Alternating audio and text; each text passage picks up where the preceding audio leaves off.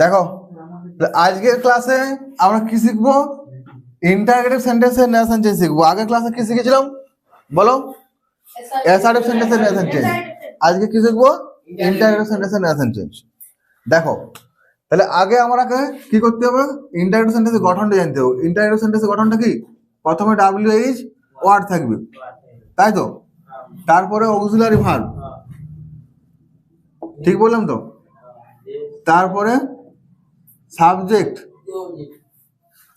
তারপরে main verb, তারপরে object. Object সব ক্ষেত্রে নাও থাকতে পারে, অন্য সেন্টেন্স ওয়ার্ডও থাকতে পারে, তারপর জিজ্ঞেস চিহ্ন।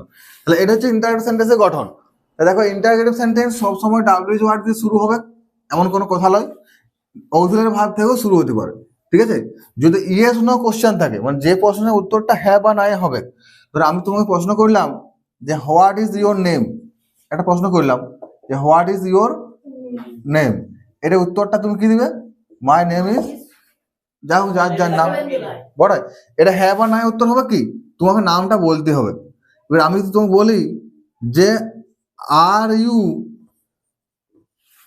গোয়িং টু স্কুল, তুমি কি স্কুলে যাচ্ছ, তুমি কি উত্তর দিবে? হ্যাঁ বা না? তাহলে ইয়েস অর নো। তাহলে যেটা ইয়েস নো কোশ্চেন, যেটাকে ইয়েস নো কোশ্চেন বলে, সেটা এই অক্সিলারি ভার্ব থেকে শুরু হচ্ছে। আর যেটা তোমার প্রশ্নের উত্তর দিতে হবে আরো কথা বলে, সেটা হচ্ছে WH ওয়ার্ড দিয়ে শুরু হচ্ছে। তো এটা হচ্ছে ইনডাইরেক্ট সেন্টেন্স। তো এইরকম সেন্টেন্সের নেশন চেঞ্জ আজকে আমরা শিখবো, বুঝতে পারলে? তো দেখো নেশন চেঞ্জ শিখতে গেলে আমাদেরকে কি বলছে? দুটো মেইন জিনিস আমাদেরকে আগে জানতে হবে। দুটো জিনিস কি?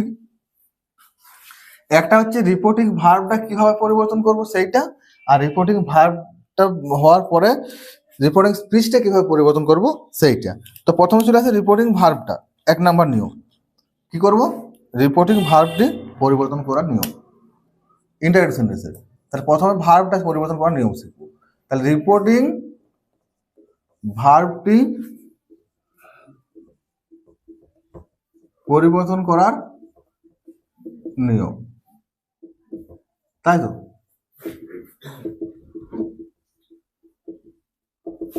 তাহলে প্রথমে কি আসছে? রিপোর্টিং ভার্বটি পরিবর্তন করার নিয়ম, এটা প্রথম শিখবো। তাহলে একদিকে ডাইরেক্ট, কারণ কি আমাদের নেশন চেঞ্জ করা মানে কি স্পিচ পরিবর্তন করা। তো ডাইরেক্ট স্পিচ থেকে ইনডাইরেক্ট স্পিচ করতে হবে। পরীক্ষার সময় তো আর নেশন চেঞ্জ লেখা থাকবে না, লেখা থাকবে চেঞ্জ ইনটু ইনডাইরেক্ট স্পিচ। তখন তোমরা বলবে তখন তো ইনডাইরেক্ট স্পিচ তো শিখায় না। তাহলে নেশন চেঞ্জ মানে ডাইরেক্ট থেকে ইনডাইরেক্ট। ওই জন্য আমরা প্রত্যেকটা নিয়মের মধ্যে ডাইরেক্ট টু ইনডাইরেক্ট কথা রাখবো, যাতে তোমরা পরীক্ষায় ইনডাইরেক্ট স্পিচ বলে দিলে বা ডাইরেক্ট স্পিচ বলে দিলে বুঝতে পারো যেটা নেশন চেঞ্জ বটে বলে। দেখো রিপোর্টিং ভার্বটা কি থাকতে পারে? রিপোর্টিং ভার্বটা এরকম থাকবে, সে থাকতে পারে, সেজ থাকতে পারে, তাই তো? সেট থাকতে পারে। রিপোর্টিং ভার্বগুলো 3 রকমের থাকতে পারে।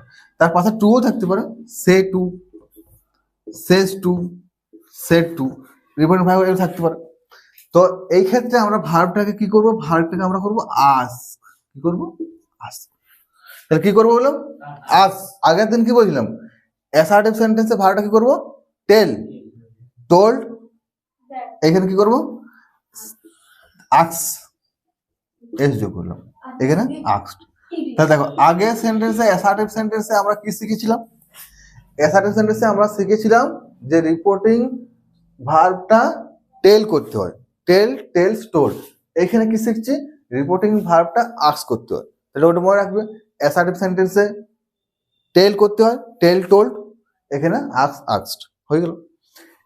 তুলনা করে করে পড়বে, অ্যাসার্টিভ সঙ্গে তুলনা করবে যে কি পরিবর্তন হচ্ছে। দেখো অ্যাসার্টিভ সেন্টেন্সে এইটা পরিবর্তন ছিল যে তখন আমরা টোল্ড করছিলাম, টেল করছিলাম, এখানে আমরা কি করবো? আক্স করবো। সেরকম কমা কোটেশন, দেখো অ্যাসার্টিভ সেন্টেন্সের কমা কোটেশনটা আমরা একটা লিঙ্কার দিয়ে তুলছিলাম, সেই লিঙ্কারটা কি ছিল? দ্যাট। তো মনে আছে যে আমরা অ্যাসার্টিভ সেন্টেন্সে কমা কোটেশন দ্যাট দিয়ে তুলেছি। তাহলে ইন্টারগেটিভে কি তুলবো? ইন্টারগেটিভ সেন্টেন্সে কমা কোটেশন WH ওয়ার্ড দিয়ে তুলবো, WH ওয়ার্ড দিয়ে। এইবার দেখো WH ওয়ার্ড দিয়ে তোলা হয়, এটা তো বুঝলাম আমরা। এরপরে যে প্রত্যেক সব ইন্টারগেটিভ সেন্টেন্সে যে WH ওয়ার্ড থাকবে এটা তো নয়। একটু আগে দেখালাম যেটা ইয়েস নো কোশ্চেন সাথে WH ওয়ার্ড নাই। তাহলে WH ওয়ার্ড না থাকলে কি করবে? তাহলে WH ওয়ার্ড তোলা হয়। আর WH ওয়ার্ড না থাকলে বা অক্সিলারি ভার্ব থাকলে আমরা দুভাবে মনে রাখতে পারি। WH ওয়ার্ড না থাকলে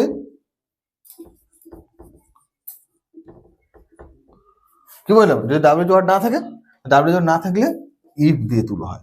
ইফ ইফ বা হয়দার হয়, হয়দার স্পেলিংটা ভুল করবে, ওই জন্য ইফটা মনে রাখবে। তাহলে বুঝাতে পারলাম। তাহলে আগের বারে অ্যাসার্টিভ সেন্টেন্সে আমরা কমা কোটেশন কি দিয়ে তুলছিলাম, দ্যাট দিয়ে তুলছিলাম। এক্ষেত্রে কি দিয়ে তুলবো, ডাব্লিউ ওয়ার্ড দিয়ে বা ইফ দিয়ে। বুঝতে পারছি? একই রকমই চলছে। আগে ছিল সেড, তার পরিবর্তে আমরা টোল্ড করছিলাম, এখানে হচ্ছে আস্কড। আগে দ্যাট বসাচ্ছিলাম, এখানে ডাব্লিউ ওয়ার্ড বা ইফ বসাবো।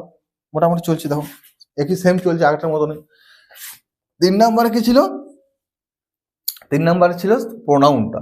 দেখো ওইটা যেমন বলা হয়েছিল যে প্রোনাউন পরিবর্তন সাবজেক্ট অনুযায়ী করতে হবে, এইটাও তাই, সাবজেক্ট অনুযায়ী প্রোনাউন পরিবর্তন করতে হবে। ওইখানেও 3 নিয়ম, এখানে নিয়ম সেম, সাবজেক্ট অনুযায়ী। তুমি দেখতে হবে সাবজেক্টটা কে বলে, ফার্স্ট পার্সন না সেকেন্ড পার্সন না থার্ড পার্সন, সাবজেক্ট অনুযায়ী প্রোনাউন পরিবর্তন করতে হয়। প্রোনাউনটা অবশ্যই তোমাকে প্রোনাউনটা চেঞ্জ করতে হবে সাবজেক্ট অনুযায়ী, পার্সন অনুযায়ী।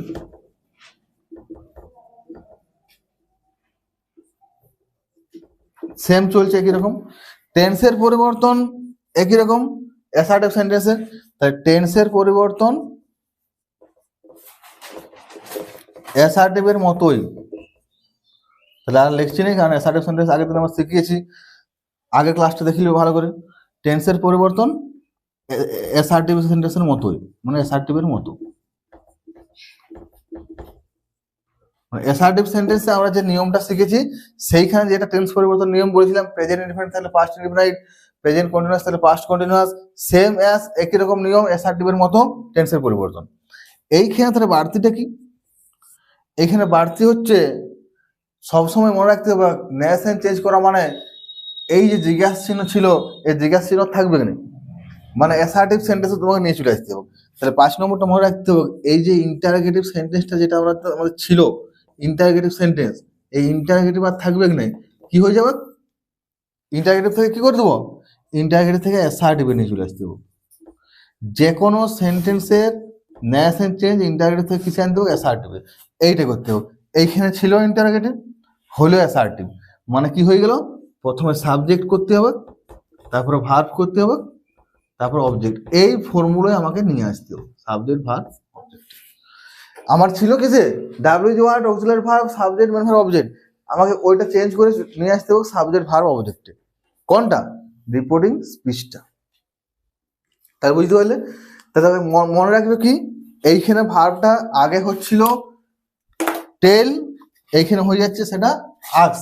বুঝতে পারলাম, টেলের জায়গায় আক্স, এখানে বসছিল দ্যাট, আগে কি হচ্ছে দ্যাট, এখানে সেটা ডাব্লিউ ওয়ার্ড বা ইফ বসছে।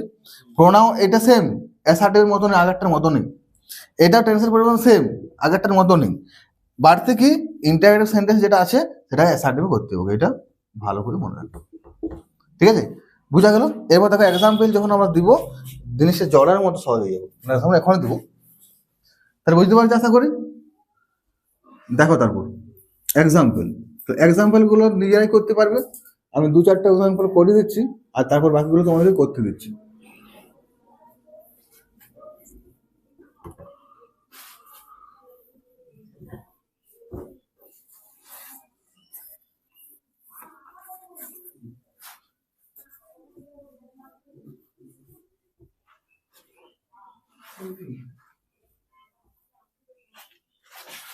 দেখো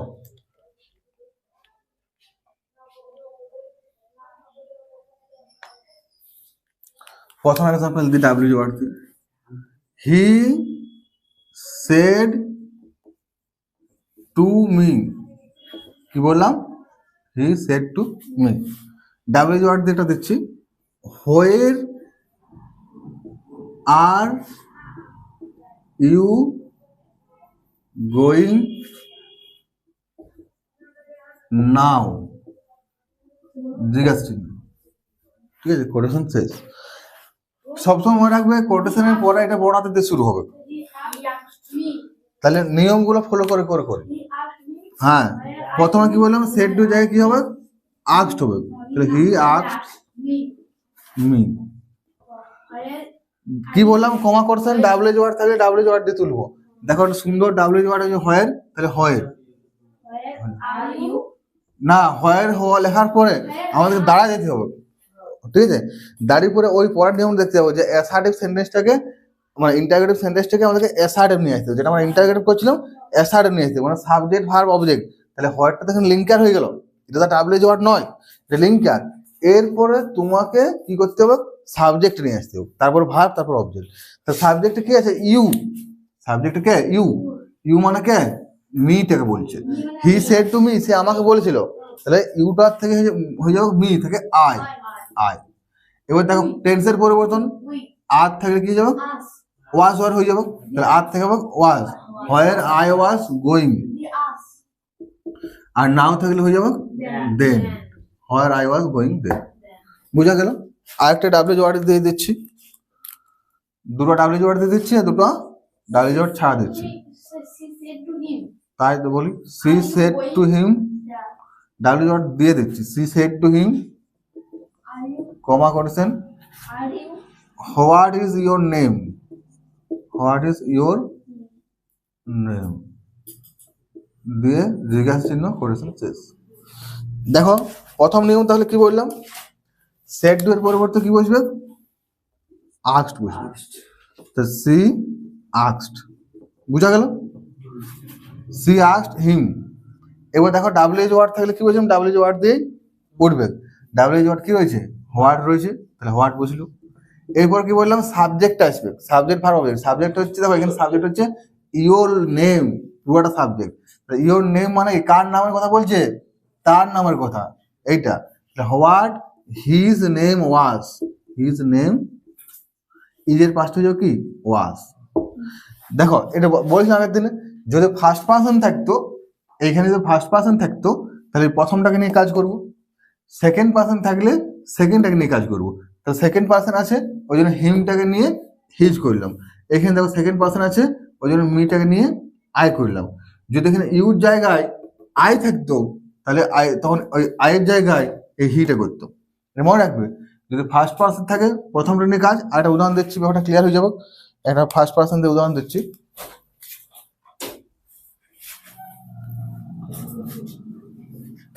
they said to you, comma condition,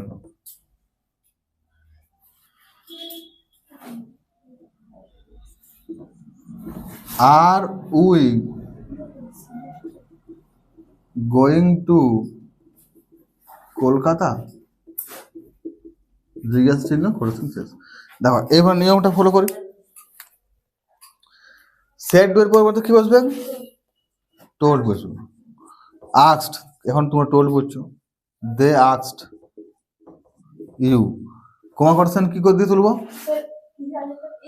W word নাই, ইফ দিয়ে আমি কি বললাম, এখানে ফার্স্ট পার্সন আছে না সেকেন্ড পার্সনে দেখবো, ফার্স্ট পার্সন রয়েছে তাহলে ফার্স্ট এরটা নিয়ে কাজ করবো, তাহলে উইটা কি হয়ে যাবে, দে হয়ে যাবে। ইফ দে, আর এর পাস্টে ওয়ের,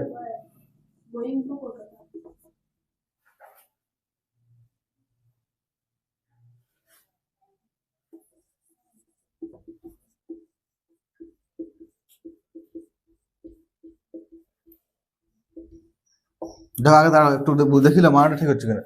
দে সেড টু ইউ, তারা তোমাকে জিজ্ঞেস করেছিল, আর উই গোয়িং টু কলকাতা, আমরা কি কলকাতা যাচ্ছি, মানে কলকাতা কারা যাচ্ছে, এই তারা, তারা যাচ্ছে। তারা জিজ্ঞেস করছিল তারা কি কলকাতা যাচ্ছে, ঠিক আছে, মানেটাও ঠিক আছে, বোঝা গেল। এরপর আরেকটা দেখো,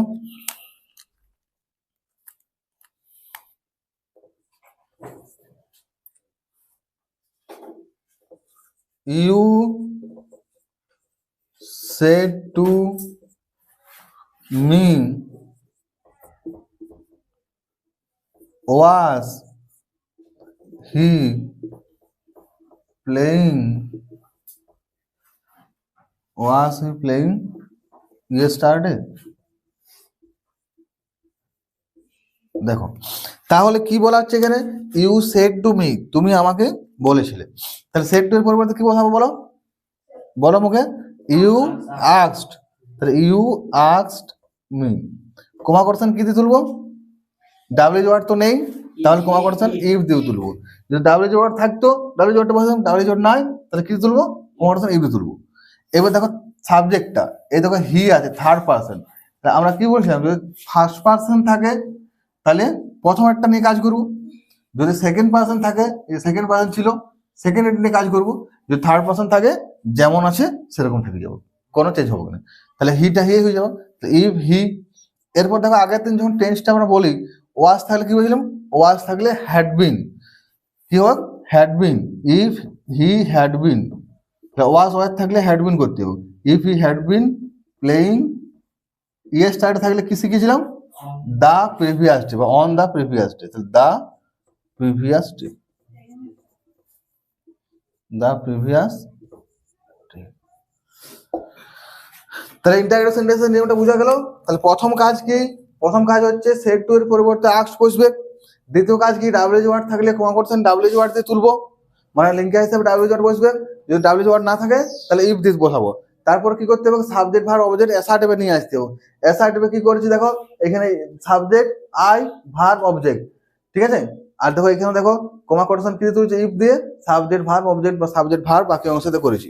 তাহলে একদম সোজা নিয়ম, অ্যাসার্টিভ থেকেও সোজা। শুধু অ্যাসার্টিভের সময় আমরা করছিলাম সেট টু এর পরিবর্তে টোল বোঝাচ্ছিল, এখানে সেট টু এর পরিবর্তে কি বোঝাচ্ছে, আস্ক বোঝাচ্ছে। ওইখানে কমা করতে আমরা দ্যাট দিয়ে তুলছিলাম, এখানে ডাব্লিউ ওয়ার্ড থাকলে ডাব্লিউ ওয়ার্ড দিয়ে তুলছি, ডাব্লিউ ওয়ার্ড নাই বলে ইফ দিয়ে তুলছি। ওইখানেও সেই শেষটা আমরা কি হয়েছিল সাবজেক্ট ভার্ব অবজেক্ট, এখানেও সাবজেক্ট ভার্ব অবজেক্ট।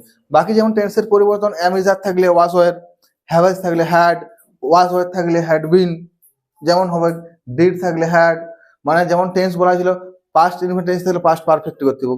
পাস্ট এটা কিসে আছে দেখো, এই যে ওয়াজ হি প্লেইং ইয়েস্টারডে এটা পাস্ট কন্টিনিউয়াস আছে, ওই জন্য পাস্ট পারফেক্ট কন্টিনিউয়াস, ওই জন্য হ্যাড বিন করলাম। এখানে দেখো প্রেজেন্ট কন্টিনিউয়াস আছে, আরটা কি করলাম ওয়ার করলাম, পাস্ট কন্টিনিউয়াস করলাম। তাহলে এইটা হচ্ছে তোমাদের ইন্টারগ্রেটিভ সেন্টেন্স করার নিয়ম। এবার পরের ক্লাসে ইম্পারেটিভ সেন্টেন্স করবো, তারপরের ক্লাসে অপটেটিভ, আর তারপরের ক্লাসে এক্সক্লামেটরি।